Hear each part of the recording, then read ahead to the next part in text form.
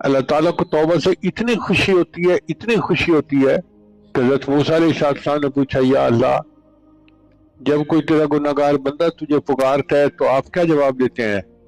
फरमाया, मैं 3 दफा कहता हूँ लब्बैक लब्बैक लब्बैक।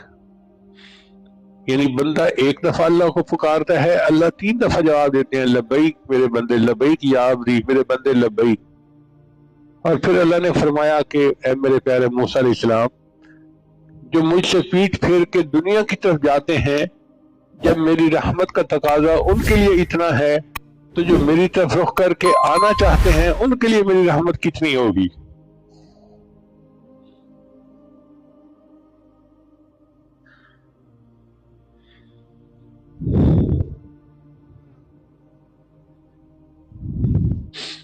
चुनांचे हदीस मुबारक में नबी अलैहिस्सलाम ने एक वाक़या सुनाया कि एक आदमी ऊँटनी पे जा रहा था सहरा में चारों तरफ रेत होती है, मीलों तक न पानी होता है, न ठिकाना होता है, और एक मुश्किल सफर होता है।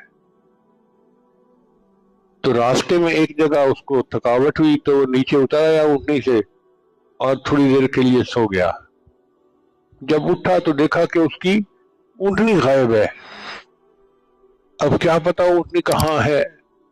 वो कभी दाएं भागता है, कभी बाएं भागता है, कभी आगे कभी पीछे, ऊँटनी का सुराग नहीं मिलता। उसको यकीन हो गया कि अब मौत सामने है। आप अंदाजा लगा सकते हैं ना कि एक बंदे के ऊपर कितनी मायूसी होती है। जैसे शाम के वक्त में कश्ती समुद्र में अकेली हो तो मुसाफिरों का हाल होता है, उस बंदे का यही हाल था। चुनाचे इस कैफियत में थका हुआ था, दोबारा उसको ऊँघ आ गई। कहते हैं ना कि नींद जो है वो तो सूली पे भी आ जाती है। अब जब वो उठा तो उसने देखा ऊँटनी पास खड़ी है, तो इतना खुश हुआ कि खुश होकर कहने लगा, अल्लाह तू मेरा बंदा मैं तेरा अल्लाह।